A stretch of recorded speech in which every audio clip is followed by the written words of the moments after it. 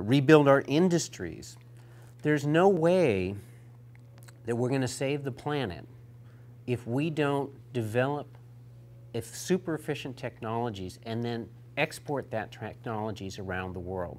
So China and India, between the two of them, have almost 40% of the world's population, well over a third of the population.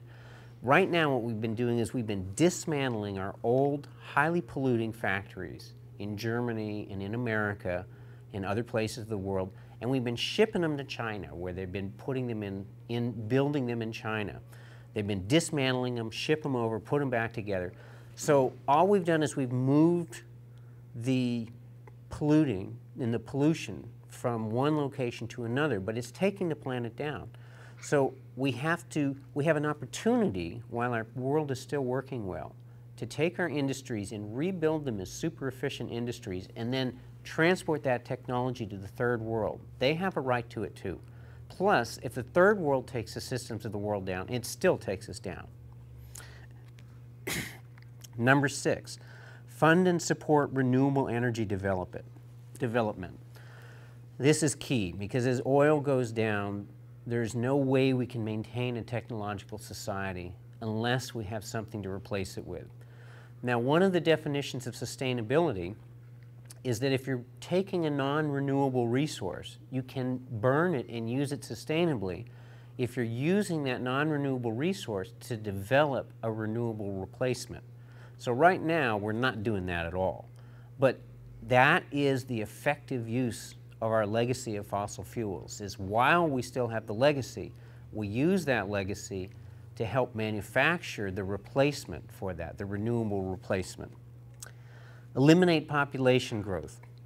There's absolutely no way that you can have a sustainable planet if the population continues to grow. You will eventually outgrow the ability of the planet to support people. I mean, roughly in 1980, when we had a population of just a little more than half of what we have now, 3.5 billion people, at that point in time, we passed the point where we were actually consuming more of the natural resources of the planet than the planet could handle.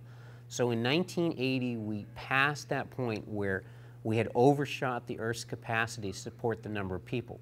Now, that doesn't mean we can't support more than the 3.5 billion people we had on the planet then.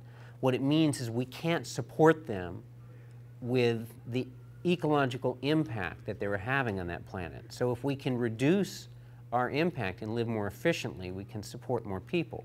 Now, there's some that argue that with fossil fuels, the only way we could even support 3.5 billion people sustainably was with fossil fuels.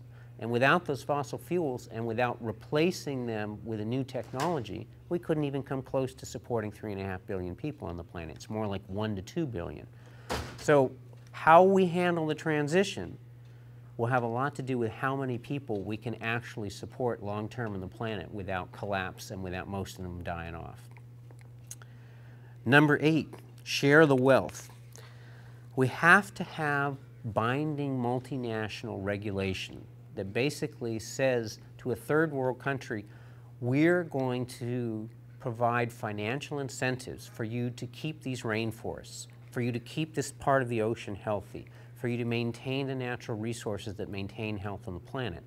See, in the Western world, we colonized the other parts of the world, and so England was living off of the wealth gathered from all over the planet. Japan supports all of their people because they're taking from the ocean and from other parts of the planet to support all those people. If we don't provide incentives to the third world to save those natural resources, they'll say, well, you've used all these resources to build wealth in the western part of the world.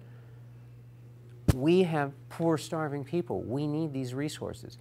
We have stolen the wealth of the world to provide the Western lifestyle. We must give the wealth of the world back if we're going to save the natural systems which will support life on our planet. We must share this wealth and technology with those third world people. They have a right to it too. And if we don't, the systems will collapse and it'll take us down. Even though we're in first class, we're on the Titanic. And if this Titanic goes down, it takes first class down along with third class.